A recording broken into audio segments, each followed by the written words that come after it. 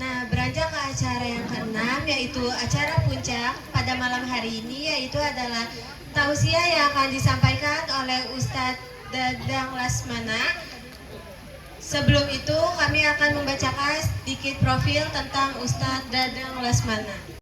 Profil beliau lahir di Bekasi pada tanggal 10 November 1981.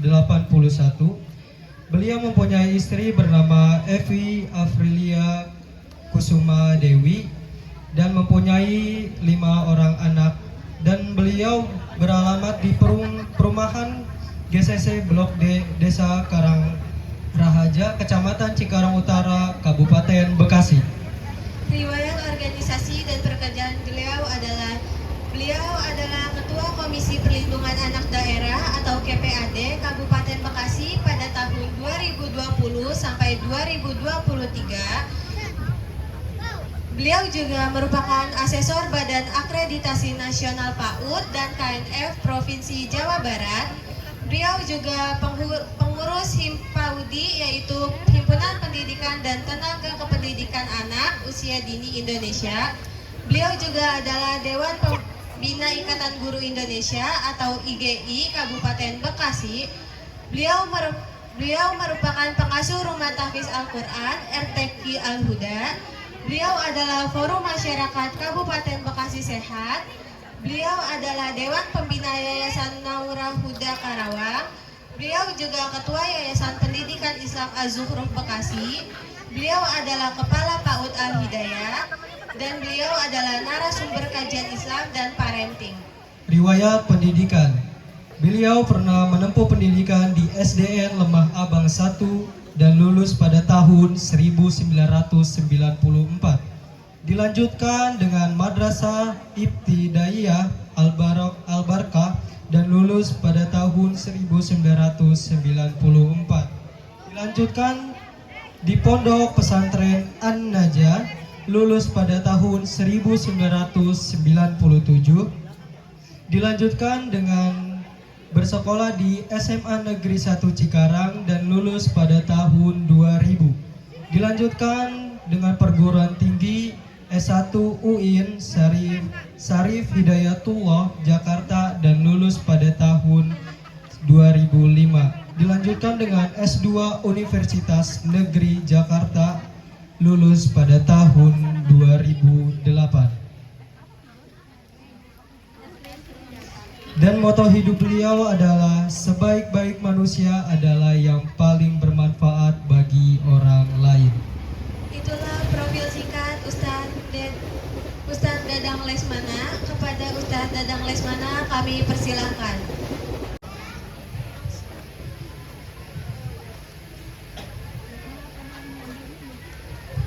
Bismillahirrahmanirrahim.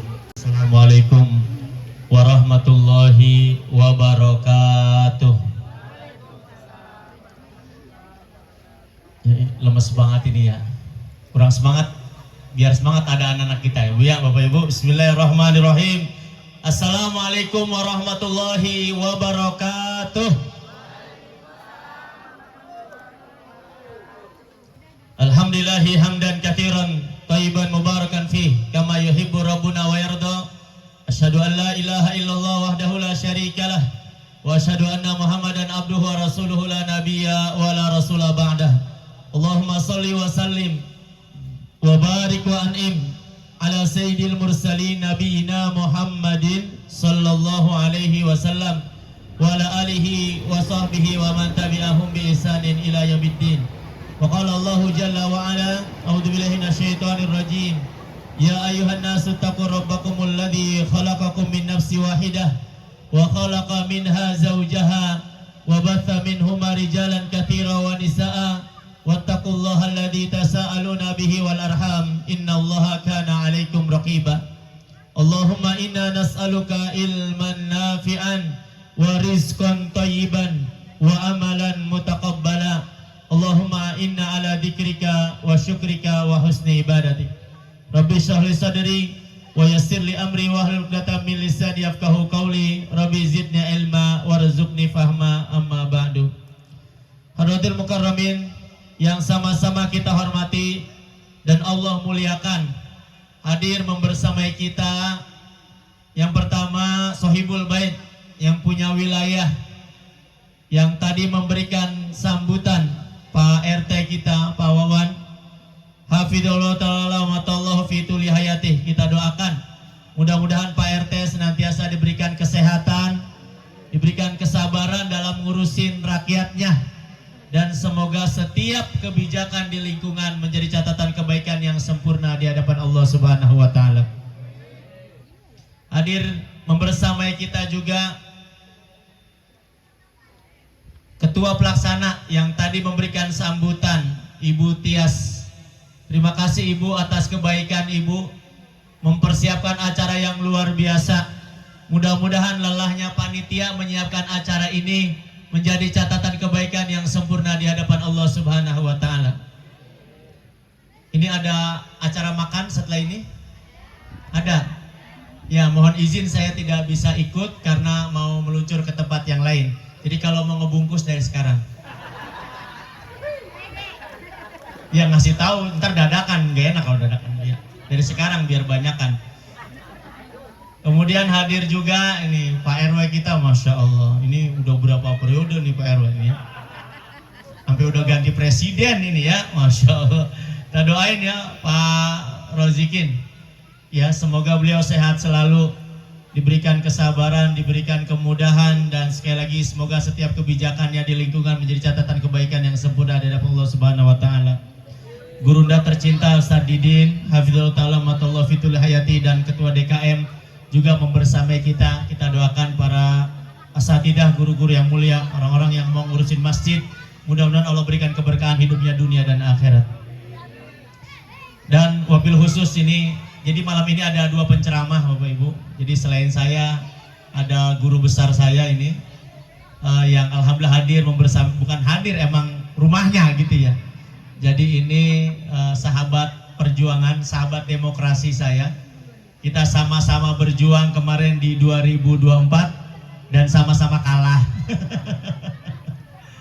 Ya, Pak Ajuk, Haji Fidullah Ta'ala Matullah Fitali, Haji Ajuk, terima kasih atas semua kebaikan. Kita doain Bu, beliau mudah-mudahan diberikan kesehatan, diberikan kesabaran, dan semoga lelahnya beliau kemarin kontestasi politik menjadi penggugur dosa-dosa beliau di hadapan Allah Subhanahu wa taala. Dan kita doakan pemimpin-pemimpin kita menjadi pemimpin yang amanah, pemimpin yang bisa membawa kita menuju yang lebih baik lagi. Bapak Ibu, warga RT berapa ini? 6, RW 16 yang hari ini hadir. Mudah-mudahan pertemuan kita malam ini menjadi pertemuan yang diberkahi oleh Allah Subhanahu wa taala. Masih dalam suasana bulan Syawal, saya mengucapkan taqabbalallahu minna wa minkum. Semoga Allah menerima seluruh amal ibadah kita di bulan Ramadan, dan Allah pertemukan kita kembali dengan Ramadan yang akan datang. Bapak Ibu yang dirahmati Allah, tidak lupa salawat teriring salam semoga selalu tercurah limpahkan keharibaan baginda Rasulullah Muhammad sallallahu alaihi wasallam pada keluarganya, para sahabatnya, dan mudah-mudahan kita sebagai umat yang senantiasa istiqomah menjalankan sunnah-sunnahnya hingga yaumil qiyamah, kelak mendapatkan syafaat dan masuk ke dalam surganya Allah Subhanahu wa ta'ala. Anak-anakku sekalian, ya, saya senang sekali Bu melihat anak-anak yang luar biasa. Kita doakan juga nih anak-anak kita, semoga tumbuh menjadi anak-anak yang soleh dan solehah, anak-anak yang bisa menghantarkan orang tuanya menuju surganya Allah Subhanahu wa ta'ala. Bapak Ibu yang dirahmati Allah, ucapan terima kasih juga saya sampaikan kepada MC ya, ini generasi penerus. Insya Allah ya, kita doakan anak-anak muda di lingkungan RT 6 RW 16 ini menjadi anak-anak muda yang bisa mengisi kemerdekaan dengan akhlak yang mulia, beribadah kepada Allah Subhanahu wa ta'ala. Bapak Ibu, ya, jazakallahu khairan. Malam ini tema kita halal bihalal. Tidak lain tidak bukan, halal bihalal adalah satu konsep bagaimana di antara kita saling memaafkan. Saya izin menyampaikan begini Pak, kita tinggal di perumahan, maka ketika kita tinggal di perumahan itu kemungkinan untuk berseberangan, kemungkinan untuk berseteru itu terbuka lebar. Jadi gesekan di perumahan itu sebetulnya jauh lebih besar daripada di kampung. Kenapa? Karena perumahan ini dari awal dibangun sudah ada sedikit masalah. Masalahnya di mana? Dari bangunan yang kita tinggal sekarang, Bapak Ibu kalau sadar, itu bangunan kita ini sebetulnya menggunakan satu pondasi, satu bata di tengah untuk berapa rumah? Untuk satu rumah, dua rumah? Untuk dua rumah. Idealnya bangunan itu satu pondasi, satu bata, satu rumah. Betul apa betul? Tapi dalam prakteknya rumah yang dibangun ini sebetulnya pondasinya satu apa dua ini? Satu di tengah, Pak. Satu bata di tengah, apa? Batu kali di tengah, kemudian bata naik itu buat dua rumah. Ya, betul nggak? Kerasa nggak begitu tuh? Dan ini salah satu di antara sumber-sumber masalah kalau tidak kita memiliki ilmu. Kemudian izin Bapak Ibu, di sini rumah ukurannya berapa? Berapa satu rumah berapa? Yang standar aja yang di tengah, jangan yang di hook. 90 berapa kali berapa? 6 kali 15. Pertanyaan saya, ketika 6 ke samping, 15 ke belakang, itu panjangnya Pak, panjangnya 15 meter itu setelah selokan atau sesudah selokan? Hah? Dari rumah nih, kita dari rumah nih. Di depan ada selokan, itu 15 meter kita itu sampai keluar selokan apa sebelum selokan? Berarti batasnya apa? Tanah yang kita beli 15 meter panjangnya itu batasnya apa? Selokan. Berarti setelah selokan tanah siapa? Tanah siapa? Tanah umum. Bener nggak? Tanah umum, tanah Tuhan. Saya jadi ingat salah satu kasta tertentu ini ya, tanah Tuhan. Jadi Bapak Ibu perhatikan baik-baik. Ketika Bapak Ibu sadar bahwa setelah selokan itu bukan tanah kita, berapa banyak di antara kita? Mohon maaf ya, saya nggak tahu nih. Pokoknya saya nggak ngeliat dah. Saya nggak ngeliat ya, dan nggak ada pesanan, nggak ada. Pokoknya tadi saya lewat nggak ada. Tapi berapa banyak di antara kita yang tidak sadar, menganggap bahwa di depan rumahnya adalah tanahnya. Maka berapa banyak orang membangun rumah itu pagarnya sampai. Mohon maaf nih Pak RT, maafin Pak RW, maafin saya. Kita mau ngaji kan? Saya bukan nyindir, bukan. Kita saling Kenapa? Karena sadar kita beli tanah 90 meter itu batas apa? Selokan. Setelah selokan bukan tanah saya. Kadang-kadang kita nggak mau rugi sih beli tanah atau begitu tuh. Udah sampai selokan tambah pagar, udah tambah pagar kandang ayam, buah semua. Habis dah kita tuh. Kandang burung enggak, saya lihat burung ada rumahnya khusus tuh. Gedean rumah burung sama rumah saya mah di sono GCC itu. Tahu rumah siapa itu ya? Kenal Bu yang rumahnya gede itu ya? Ya Bu Irma itu Bu Irma itu sahabat saya satu kelas waktu sekolah ya. Jadi Ibu yang rahmati, Bapak Ibu yang rahmati Allah, ketika kita sadar bahwa ini bukan tanah kita, inilah yang harus dibekali ilmu.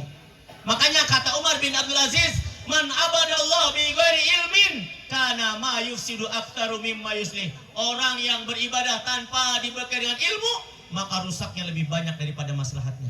Dan bertetangga bagian daripada ibadah.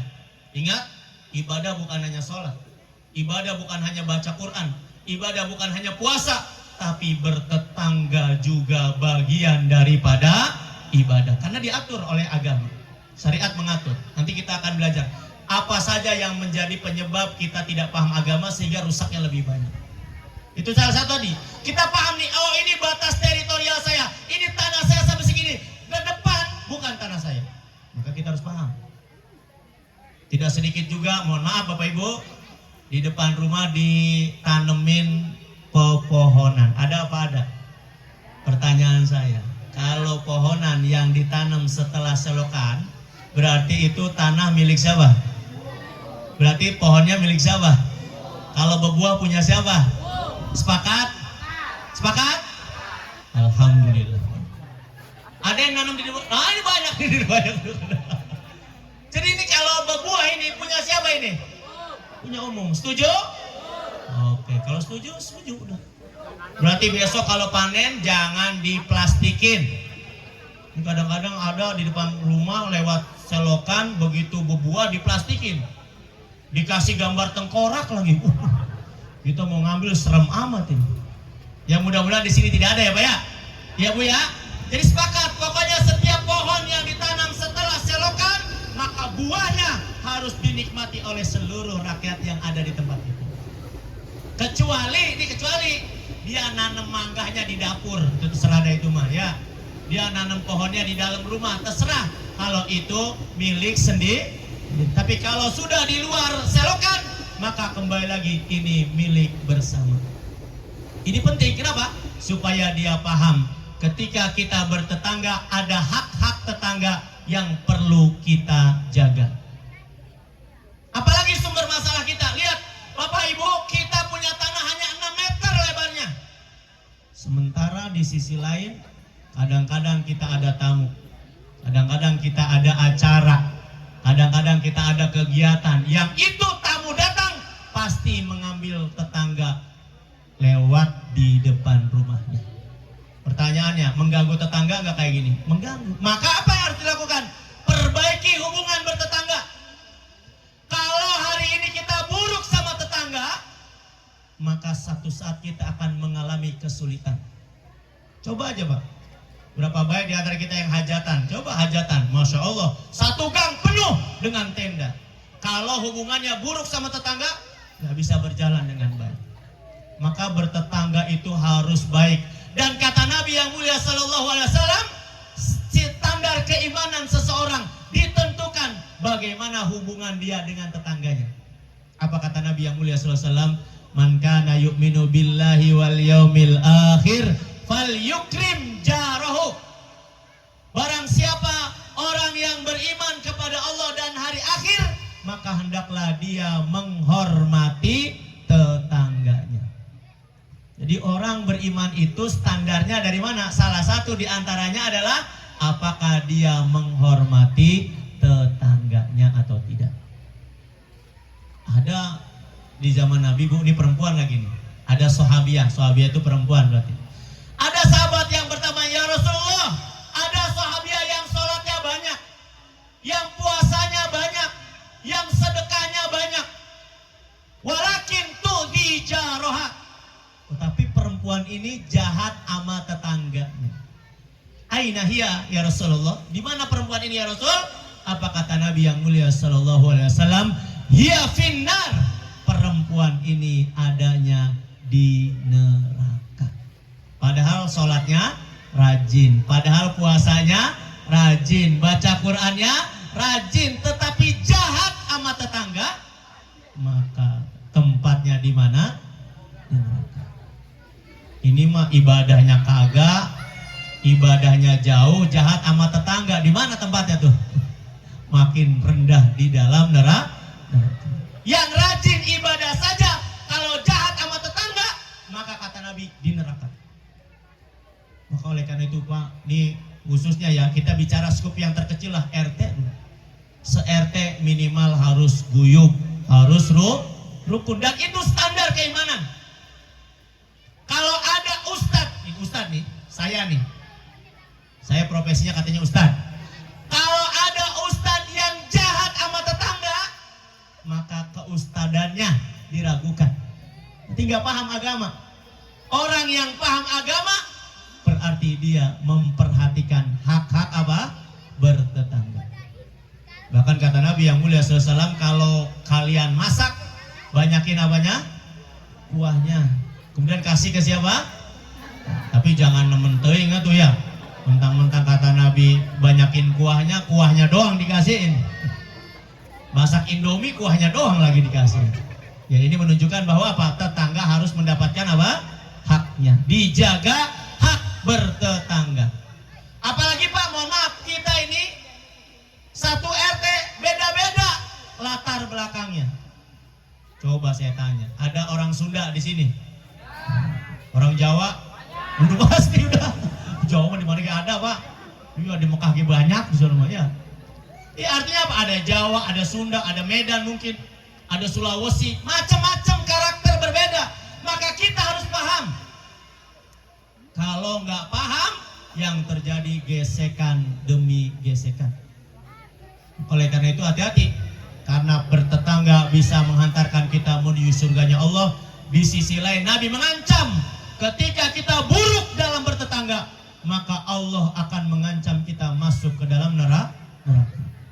Oleh karena itu, mudah-mudahan dengan ada acara kayak gini Pak nih ya, acara RT kayak gini, masing-masing tetangga saling menghargai, saling menghormati.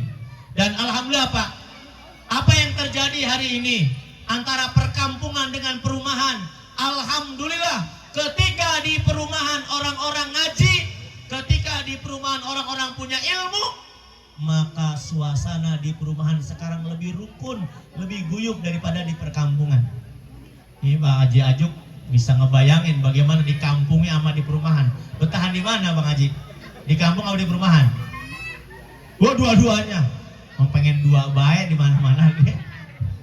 Karena mah atuh ya, atuh lagi atuh biar dua-duanya gitu. Iya. Ya, artinya apa? Kalau di perkampungan Bapak Ibu, Masya Allah, sekarang itu lebih guyup di perumahan. Orang lebih kompak di perumahan. Orang lebih solid di perumahan. Kenapa? Karena paham tentang ilmu agama. Walaupun bukan ustadz. Dia menjaga hak bertetangga.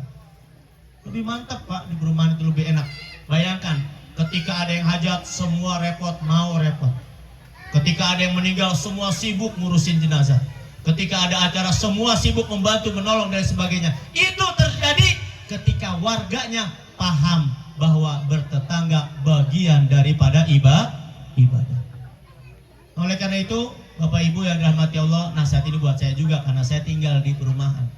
Jadi kalau perumahan ini tidak dijaga dengan baik, tidak paham agama dengan baik, maka yang terjadi adalah gesekan demi gesekan. Bahkan Bapak Ibu, mohon izin Pak RT, ada di lingkungan ini ada non muslim nggak? Ada non muslim? Perhatikan, kepada non muslim sekalipun kita harus menjaga hak-haknya. Nggak boleh kepada non muslim kita zolim, nggak boleh. Misalnya ada pengajian malam Jumat. Malam Jumat nih, kebetulan kita ngadain acara kalau malam Jumat di mana? Di gang. Kebetulan di gang itu kita bertempatan di depan orang non muslim. Apa yang harus kita lakukan? Izin dulu. Izin dulu Pak. Gak boleh kita. Wah, ini rumah non muslim dulu, kita di mana? Spekernya gedein. Wah, itu gak boleh. Spekernya langsung ke rumahnya. Gak boleh, zolim. Kalau ngadain acara depan rumahnya, izin. Misalnya kok kita mau ngadain yasinan nih malam Jumat di depan rumah, boleh nggak kok? Oh boleh, silakan. Kalau boleh, lanjutkan. Kalau tidak, maka jangan. Ini bentuk apa? Menghormati tetangga, sekalipun dia non muslim. Jadi non muslim sekalipun Pak, dia dijaga haknya. Apalagi saudara sesama muslim. Ini harus dijaga.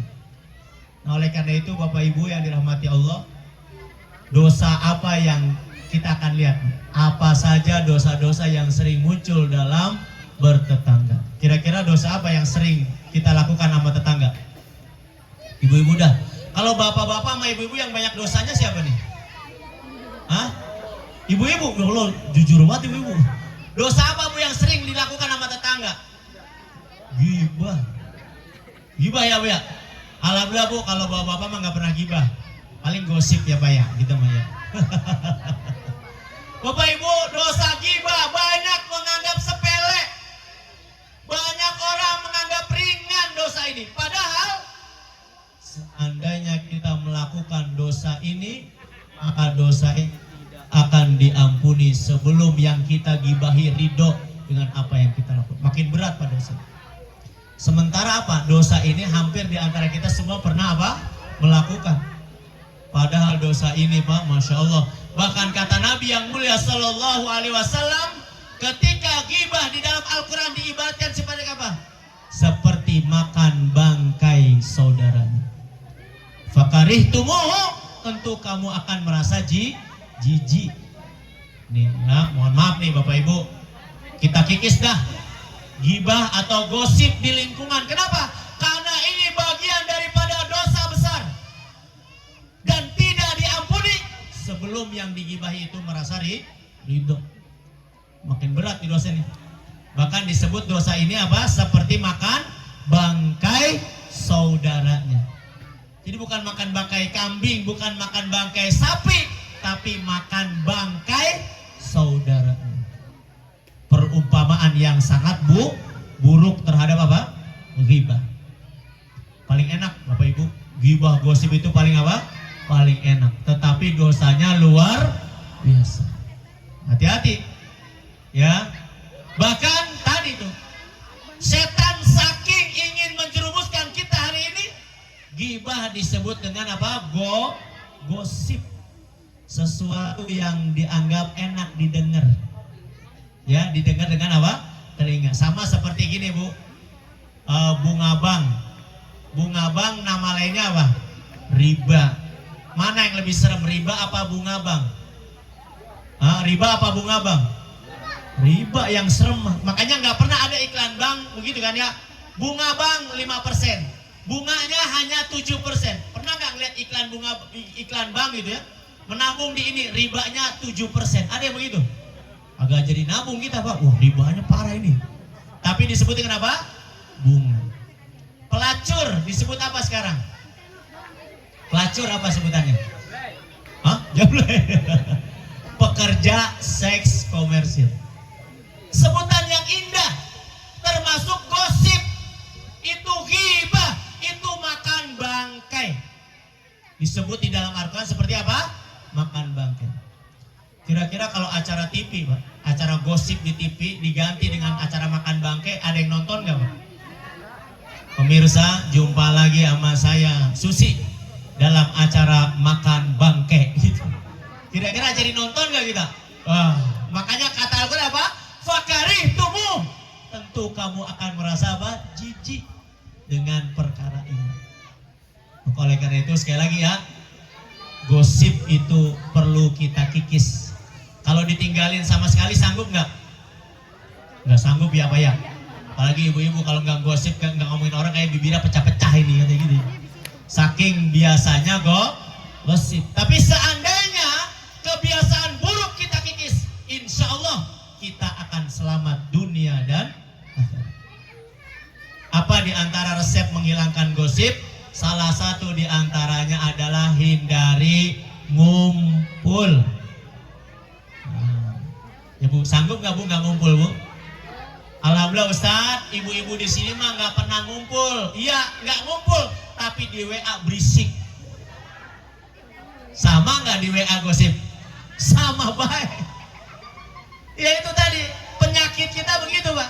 Makanya hati-hati sekali, nasihat buat saya sama Pak. Saya juga punya tetangga, saya tinggal di lingkungan. Begitu menghadapi dengan gosip, berat. Kenapa? Menjaga martabat saudara sesama muslim. Oleh karena itu, hati-hati ya ketika kita ya melakukan perbuatan dosa, apalagi kepada tetangga, maka dosanya berlipat ganda. Dan Bapak Ibu, tahukah Bapak Ibu, ternyata memang kalau kita zalim sama tetangga dosanya lebih banyak. Mohon maaf nih, saya agak sedikit ini nih, ada anak-anak sedikit ya, bahasanya taikin sedikit. Selingkuh nih, selingkuh itu kalau sama tetangga dosanya 70 kali lipat. Bayangkan, bapak-bapak jangan mikir, oh ya kalau itu selingkuhnya main jauh, jangan Pak, boleh nggak boleh. Iya, ini maksudnya kan ada, maaf ya orang Jawa nih, ada istilah gini Bu, weting trisno, tuh, weting trisno jalaran saka kuliner gitu ya, saka kulino, katanya sering ketemu itu menumbuhkan apa? Senang. Nah itu hati-hati Pak, ini bertetangga juga tadi, tidak sedikit kerusakan rumah tangga diganggu oleh tetangga ini. Dan itu ancamannya tuh, pelaku penyimpangan seksual, kalau dia merusak kehormatan tetangganya, kata Nabi, 70 kali lipat dosanya. Saking apanya? Saking dijaga sesama tetangga.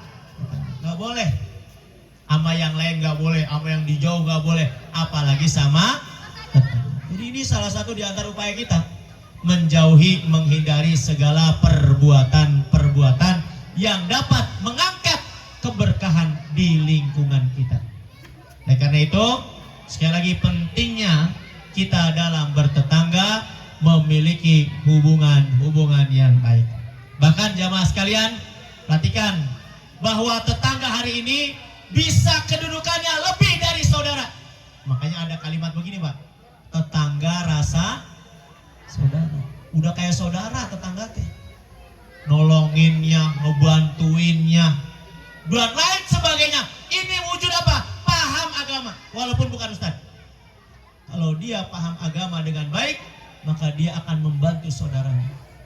Bahkan sampai-sampai kata Nabi yang mulia SAW, jika ada orang menyelesaikan hajat saudaranya, lebih aku cintai daripada iktikaf di masjidku 1 bulan penuh. Bayangkan, Pak.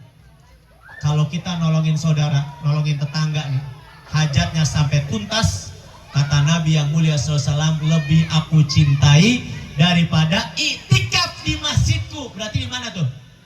Di Masjid Nabawi. Berapa lama? 1 bulan.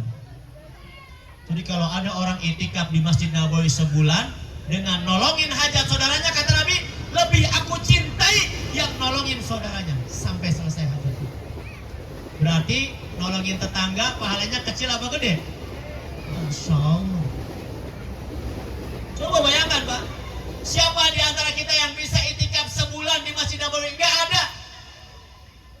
Ya, Ustaz Didin, kira-kira bisa nggak Ustaz itikaf di Masjid Nabawi sebulan? Nggak bisa. Dari mana bisanya? Apa namanya?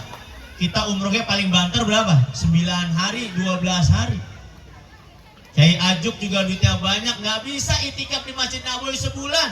Diteleponin bininya, baik pulang. Udah pulang buruan. Jangan-jangan di Madinah ada pos lagi gitu. Iya, artinya apa, Pak? Kita nggak mungkin bisa itikaf di Masjid Nabawi sebulan, nggak mungkin. Tapi kita bisa dapat amalan yang lebih dicintai daripada itikaf itu. Apa? Nolongin saudara, nolongin tetangga. Kan kita tadi pasti bilang ada tetangga hajatan. Coba aja, Masya Allah. Ada tetangga hajatan yang repot siapa? Semua tetangga itu ribut semua. Masang ini, masang tenda segala macam. Saya juga yakin ini yang tenda yang masang ini tenda RT ini kan ya? Ya ini ya RT. Ini tenda siapa? Hah? Iya, yang jelek mah RT yang bisa. Ya, kelihatan tenda yang jelek. Ini tenda RT ini, Pak. Hampir di setiap RT ada tenda. Sama di saya juga ada tenda RT. Artinya apa? Ini warga yang masang. Kalau ada kematian, ada acara, tetangga semua berduyun-duyun mensukseskan acara. Ini bentuk komitmen keimanan kepada Allah Subhanahu, dan yang kita lakukan lebih dicintai oleh Nabi daripada itikaf di Masjid Nabawi 1 bulan. Ibu-ibu juga sama ya, sering nolongin tetangga. Jadi ayo kita guyup, kita rukun di lingkungan, wabil khusus di lingkungan RT dulu dah. Kalau RW kegedean minimal di RT. Bagaimana di RT, apalagi kita punya potensi. Dan RT ini, Pak, banyak kelebihannya. RT ini punya kelebihan apa? Yang pertama, lahan pasos panjang, bener gak nih? Masya Allah, ada tempat main, pos ronda, panggung, banyak kelebihan RT ini. Belum lagi ringtone gratis nih kereta tiap berapa menit. Lah, ngeliat pemandangan kereta, Pak, anak saya kalau ngeliat kereta kayak orang norak. Iya, anak saya kalau ngeliat kereta. Kayaknya RT ini udah biasa ngeliat kereta udah ya. Udah nggak aneh lagi, bosen gua katanya. Iya, anak saya kalau ngeliat kereta, ya Allah, girang banget. Karena jarang ngeliat. Ini artinya apa? Ini keunggulan. RT ini punya keunggulan. Dan di sini, Masya Allah, ada tokoh masyarakat, ada agnia, orang kaya. Maka insya Allah dengan adanya orang-orang soleh, ada orang kaya di sekeliling kita, ada tokoh masyarakat, maka mudah-mudahan lingkungan kita menjadi lingkungan yang diberkahi oleh Allah Subhanahu. Oleh karena itu Bapak Ibu, izin, kalau lingkungan pengen berkah, kalau lingkungan pengen baik, maka semua itu dimulai dari rumah tangga masing-masing. Kalau pengen RT-nya bahagia, maka bahagiakan dulu rumah tangganya masing-masing. rumah kita Pak, ada laki, ada bini, ada anak. Sekarang saya tanya, suami, istri, dan anak di rumah, siapa dari tiga ini, suami, istri, dan anak, yang menjadi sumber kebahagiaan? Siapa Pak? Istri, suami, atau anak? Jadi kalau dia bahagia, yang lain bahagia. Kalau dia cemberut, yang lain cemberut. Siapa ini? Hah? Siapa ini? Nih Pak, ini baterainya rumah kita Pak. Kalau istri bahagia, insya Allah seisi rumah bahagia. Tapi baik-baik Pak, kalau ini udah cemberut, seisi rumah cemberut. Bener nggak Bu? Kelihatan Pak, udah ngeri saya ngeliatnya udah ya. Nih, perhatiin Pak, baik-baik. Ini nasihat buat saya juga nih Pak. Kalau pengen rumah tangga kita bahagia, bahagiain dulu istri. Pokoknya kalau bini udah bahagia, insya Allah semua. Setuju nggak Bu? Setuju Pak. Tolong Pak, istri dirawat. Biaya perawatan ya, biar mukanya kasih press care Pak ya. Iya Bu ya? Hah?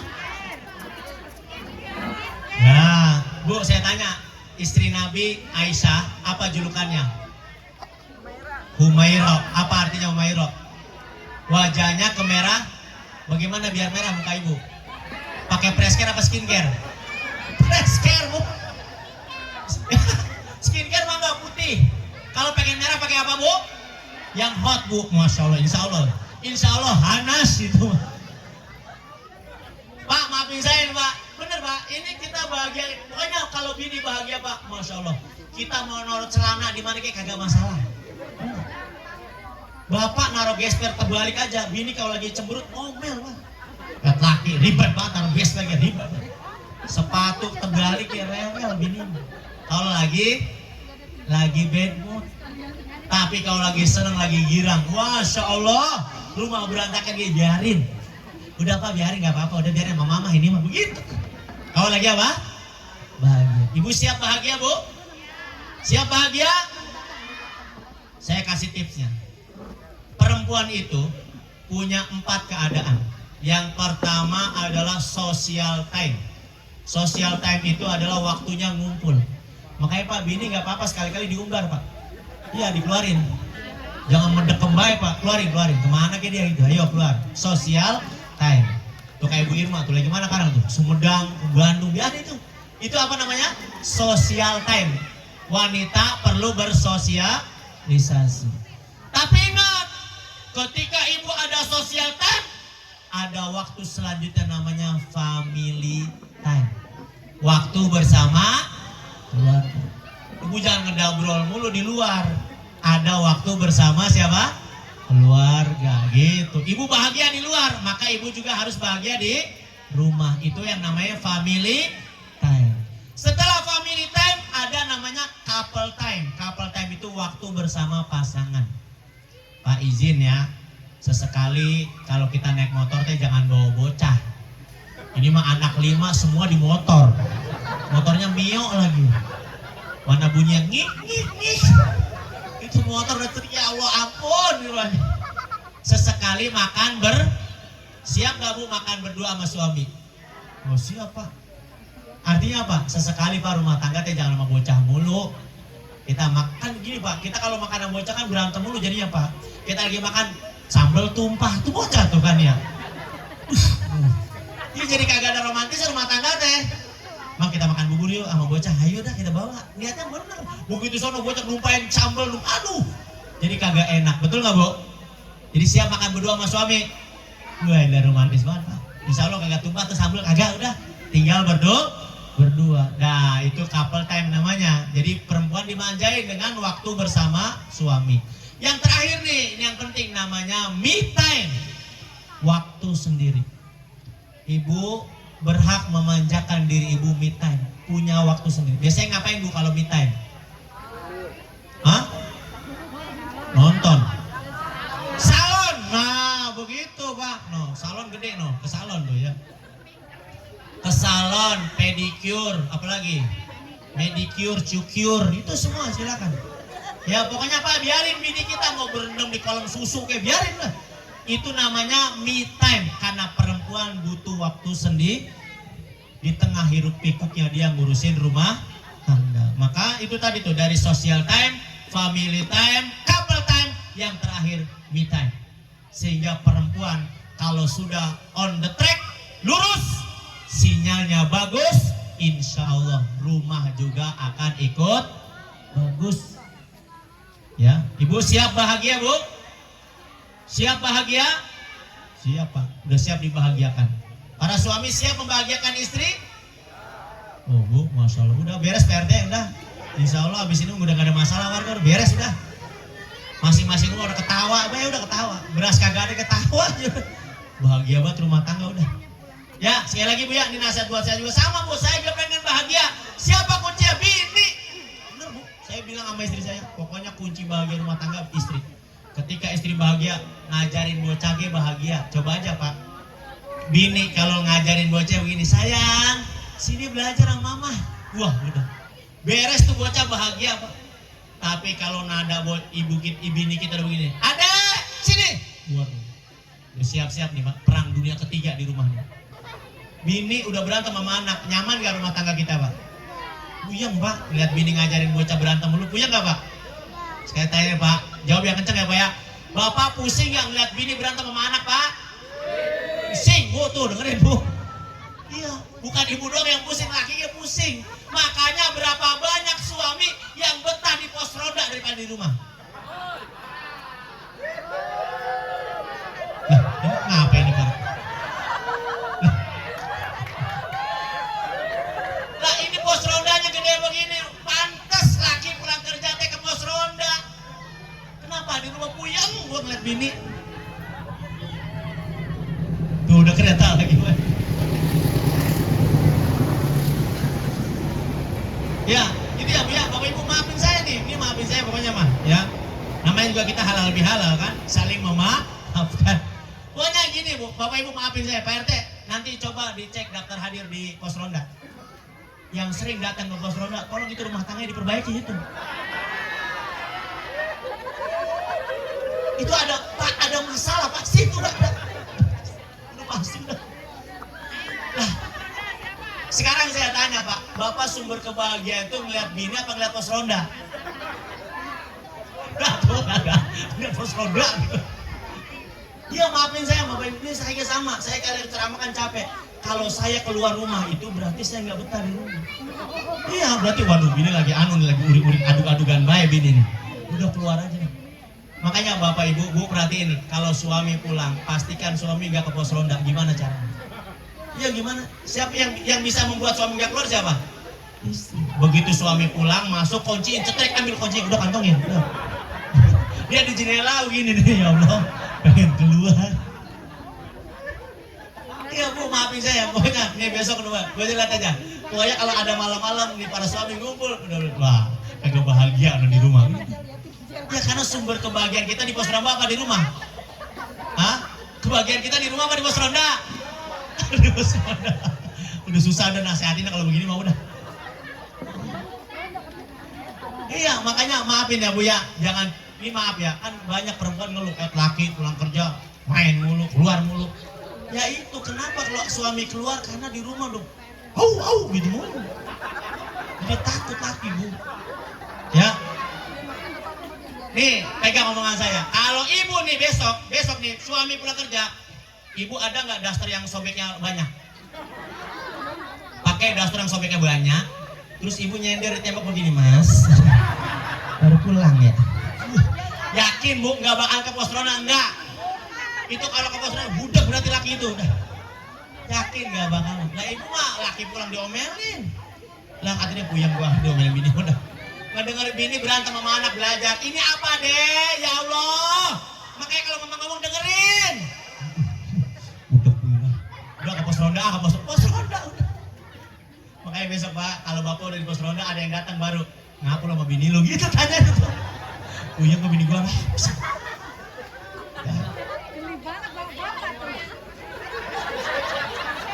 Nah udah, ini lama-lama ngebuka aib lama-lama.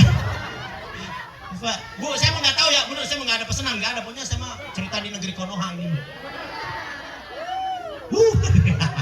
Udah habis ini terserah ya, mau berantem dah ya, saya mau pulang. Ya, baik Bapak Ibu yang rahmati Allah. Saya kira itu dulu ya Pak, Bapak Ibu. Saya mohon izin nggak bisa lama. Habis ini Kiai Ajuk lama. Ya, Kiai kasih sejam setengah mah nungguin subuh ya. Ya, baik Bapak Ibu, sekali lagi terima kasih ya atas semua kebaikannya, atas semua partisipasinya. Saya doain mudah-mudahan lingkungan ini menjadi lingkungan yang diberkahi oleh Allah Subhanahu wa taala. Pak RT juga diberikan kesabaran, Pak RW diberikan kemudahan, dan para tokoh masyarakat senantiasa membersamai kita semua menjadi lingkungan yang mendapatkan curahan rahmat dan kasih sayangnya Allah. Rumah tangga kita menjadi rumah tangga yang sakinah mawaddah rahmah, anak-anak kita tumbuh menjadi anak-anak yang soleh dan solehah. Mohon maaf atas segala khilafan. Aku qouli hadza wa astaghfirullah li wa lakum. Wassalamualaikum warahmatullahi wabarakatuh. Panitia, motor saya NMAX, kalau mau digantungin sekarang. Katanya Mio, Pak. Katanya bilangnya Mio, kenapa jadi apa? Terima kasih kepada Bapak Ustadz Dadang Lesmana MPD atas tausiahnya. Semoga apa yang disampaikan